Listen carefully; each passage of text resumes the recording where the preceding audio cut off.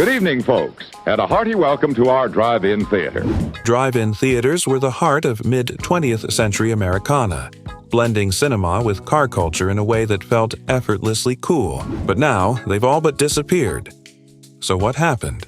To understand the rise, we have to go back to 1933, when the very first drive-in theater opened in Camden, New Jersey. The idea was simple. Combine the booming popularity of the automobile with the magic of cinema. It worked. By the 1950s and 60s, there were over 4,000 drive-ins across the United States alone. They were affordable, family-friendly, and gave teens a bit of privacy that traditional theaters didn't. Plus, who wouldn't want to watch a movie from the comfort of their own car? Picture a warm, summer night in the 1960s. You pull into the drive-in lot, your Chevy or Mustang crunching on gravel as you find your spot. The giant screen looms ahead, glowing under a twilight sky. You hook a clunky metal speaker onto your car window, its tinny hum filling the air with static before the movie starts. Kids in pajamas run to the snack bar for hot dogs and soda. It wasn't just a movie, it was an event. Families brought lawn chairs, couples shared blankets, and everyone felt part of something bigger.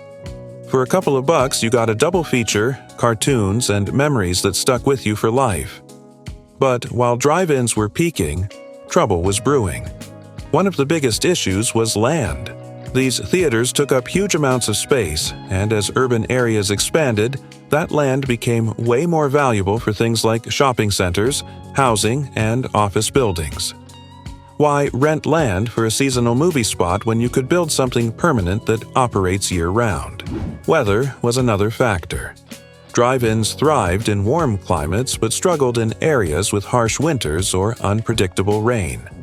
A thunderstorm could cancel an entire night's profits, which wasn't ideal for business. On top of that, they usually only operated at night, giving them a pretty limited window to make money. Technology started to work against them too. As color TVs became common in households during the 60s and 70s, people could watch movies from the comfort of their living rooms. Then came VCRs and cable TV, which let families rent or record movies to enjoy at home whenever they wanted. Suddenly, you didn't need a drive-in to have movie night. Drive-ins weren't just theaters, they were cultural landmarks etched into 1970s pop culture. Think of movies like Grease, where Danny and Sandy's romance unfolds at a drive-in, or American Graffiti, capturing the cruising and car hop vibe of the era. These films showed drive-ins as the ultimate hangout, where teens blasted rock and roll from car radios and snuck into R-rated horror flicks. Even music got in on the action. Bands like the Beach Boys sang about cars and freedom, the exact vibe drive-ins bottled.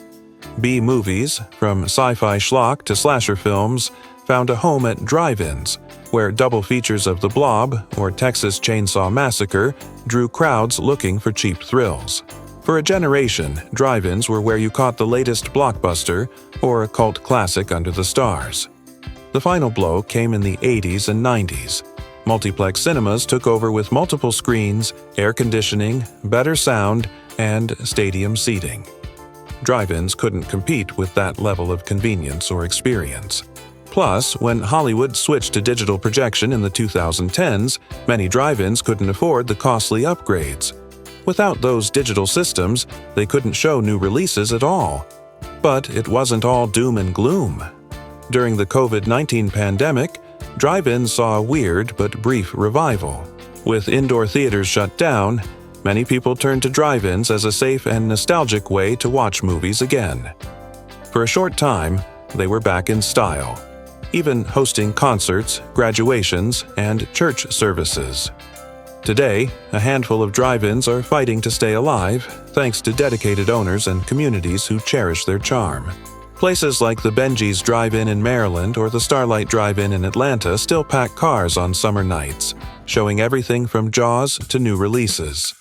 Some towns have even launched pop-up drive-ins, projecting films on barn walls or parking lots to recreate the magic. Crowdfunding campaigns and local festivals help keep these spots running, with families bringing kids to experience what their parents once loved.